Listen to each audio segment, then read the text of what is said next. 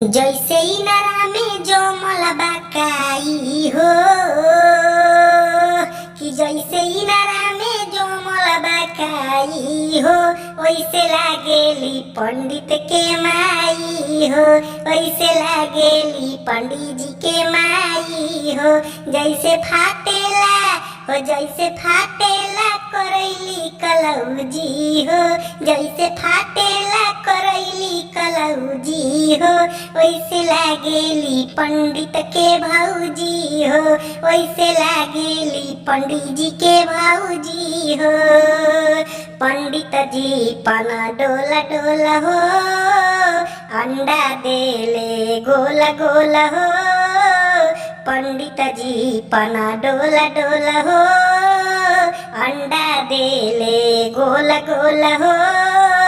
अंडा निकोली गईल गंडा हो, पंडित जी के मारो डंडा हो।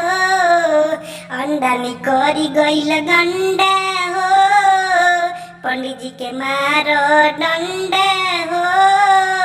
जैसे चकिया में, कि जैसे चकिया में डोलेला जुआ हो,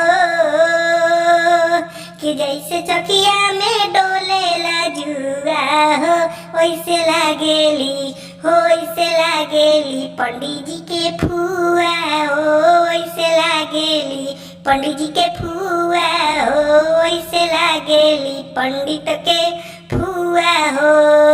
एक लाची दू लाची लाची हो, एक लाची दू लाची लाची हो।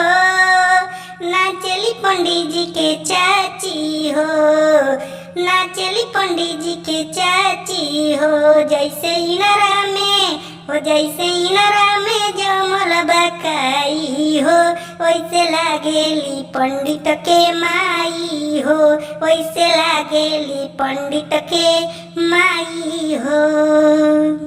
नमस्कार दोस्तों, आप लोग कैसे हैं? उम्मीद करता हूँ आप लोग बहुत अच्छे होंगे। मैंने जो पंडित जी का गांव में गाली गीत गाया जाता है वो मैंने आप लोग के सामने लेकर आया और आप लोग का एंटरटेनमेंट करवाया। तो प्लीज़ हमारे चैनल को सब्सक्राइब कर दीजिए और हम हर रोज़ वीडियो डालते हैं। मेरा मनोबल बढ़ेगा, अच्छा अच्छा वीडियो बनाकर आप लोग के सामने डालेंगे, आप लोग देखेंगे, हमको भी मजा आएगा, आप लोग को भी मजा आएगा। तो प्लीज़ चैनल को कर दिए सब्सक्राइब। मिलते हैं नेक्स्ट वीडियो, तब तक के लिए नमस्कार, जय हिंद।